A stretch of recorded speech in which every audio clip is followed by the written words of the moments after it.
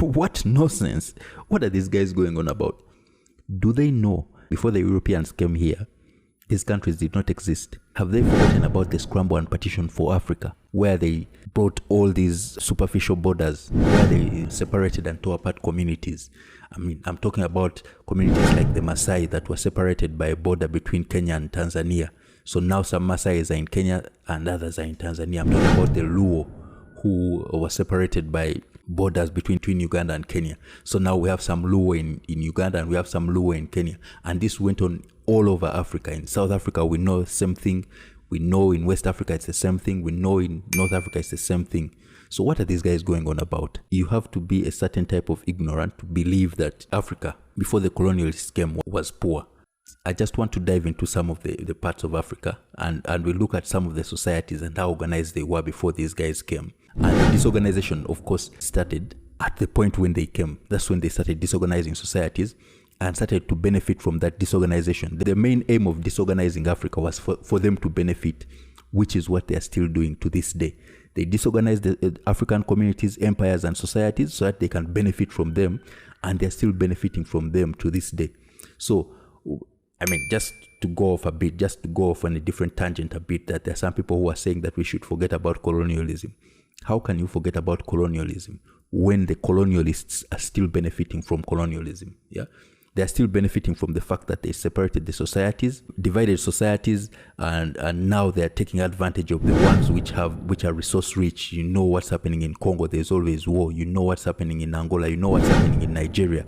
There's always war. They sort of form rebels, they get rebels, form them, and then they start causing war, and then they start looting resources, oil, gold, diamond, and what.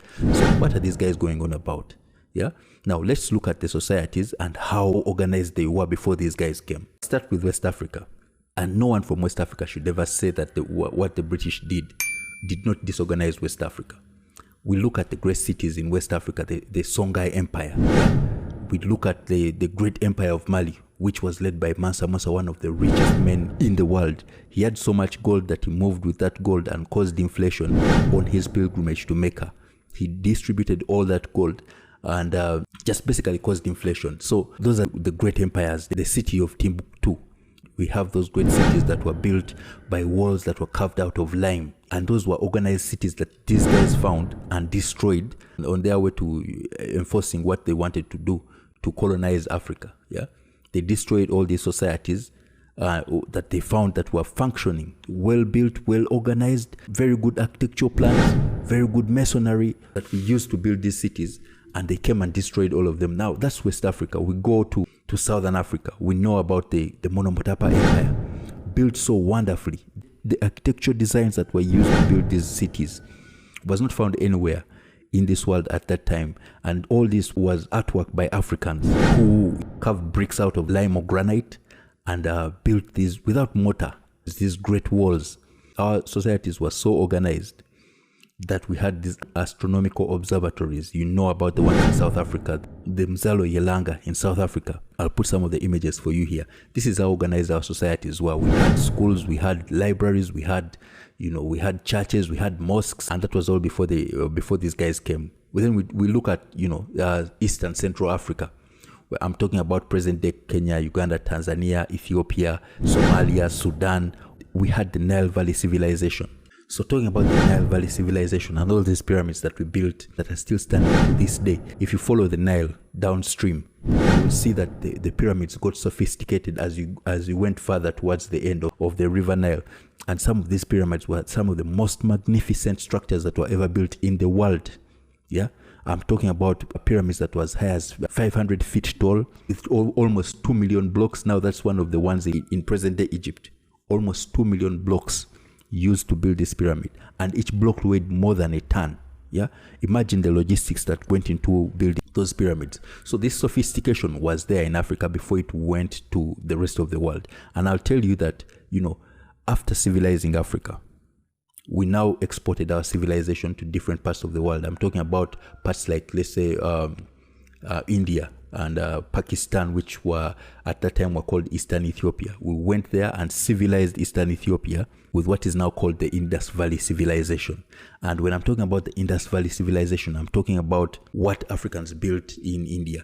And I'm talking about introducing agriculture, crops, vegetables, bananas. And I'm talking about domesticating animals. I'm talking about high technical civilization, building storied houses. And in these storied houses, we had sanitation and sewage systems. That some of these sewage systems were inbuilt and separated solid waste from liquid waste.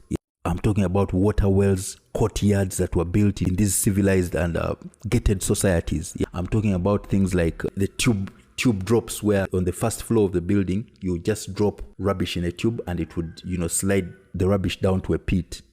So organized. That is the type of civilization that we introduced to India. We did not stop there. We also took civilization to Europe. After civilizing and educating ourselves in Africa, we now took the civilization, as I said, out of Africa, and then we went into Europe. We went and ruled Europe for about 800 years between 711 and 1492. And that is the black people who are now called the Moors. And we took civilization to Europe. We found a society that was on the brink of collapse. They were ravaged by war, disease, very harsh weather. We found them at that point and introduced civilization there. We started ruling them from the Iberian Peninsula, and we built, almost 200,000 homes with some of the most magnificent architecture that you'll ever find anywhere. We built 200,000 homes. We built 100,000 palaces. And these palaces, some of these palaces you will see in... I don't know if you guys watch Game of Thrones or you've watched Game of Thrones. You will see some of those palaces where they acted Game of Thrones. Those are palaces that were built by us, the Moors. Then we introduced hygiene. We taught them how to bathe. In teaching them how to bathe, because the Europeans didn't know how to bathe, and we taught them how to bathe by telling them that bathing brought you closer to God. We built 900 public baths, and I'll put for you some of the images here. We did not stop there. We even educated Europe. We built 800 public schools. Then built so many universities all over Europe. Everything that we taught in Europe, we wrote, and we wrote on treatises. I'll put some of the treatises for you somewhere here. So we wrote on treatises, and we stored all this knowledge in libraries. Imagine one black man, Caliph al-Hakma, built a library of 600,000 books at that time. We wrote so many treatises about agriculture, medicine, astronomy, architecture, engineering, and all these were stored in those libraries that we built in Europe. Europeans used to wear animal skin, so we taught them how to dress. We introduced silk, brocade, cotton, and because when we went there, we used to wear robes that were accentuated with precious stones like lapis lazuli, gold, diamond, malachite, hematite. These are the stones that we accentuated the clothes with, and we taught the Europeans how to wear such clothes. We introduced music, art, and drama, the first musical icon in Europe. Who influenced you? Forget these are Kim Kardashians of today and what. The first European icon was a black man called Ziriab.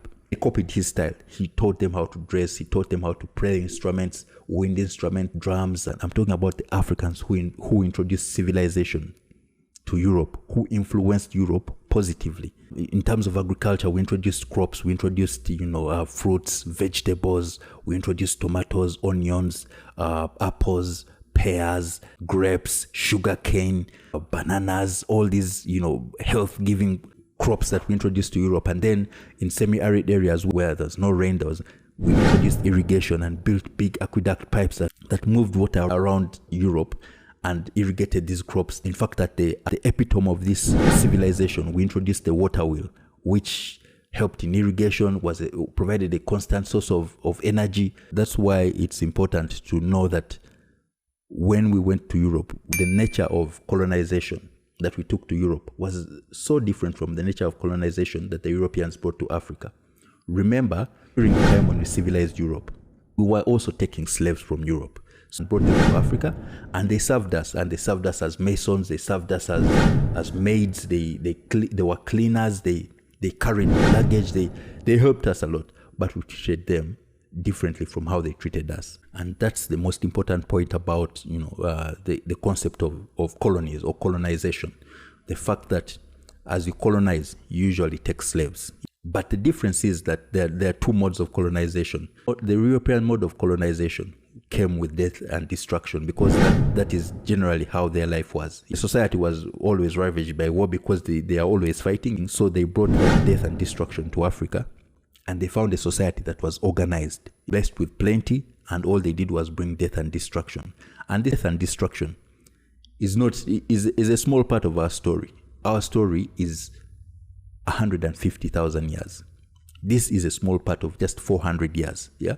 So we are suffering through it right now, and maybe we are nearing the end of it. But remember that when we ruled Europe for 800 years, all we took was life and light at the end of the tunnel, because they were at the brink of extinction. They were at the brink of collapse. The society was ravaged by disease, war, poor weather, famine, and all we took was life to the Europeans. And so that's the difference between these two things. So you can look at, colonization. Colonization has always happened, but the difference is, what mode of colonization have you taken? And so the treatment that we received from these guys, killing, death, destruction, and in sharp contrast to what we took to Europe, which was life, joy, health, civilization. That's the sharp contrast between the two modes of colonization. That's what we need to teach these people. So don't forget to hit the plus sign. But remember, reaction to these videos is very important. So make sure you leave a comment. If you don't have anything to say, you can just leave a fist. But make sure you leave a comment and then share the video, so that we spread information about Africa. Yeah, this is a story which is not told, deliberately not told by the people who designed our education system. So most young people do not know these stories. Anyway, I'll see you in the next video. Cheers.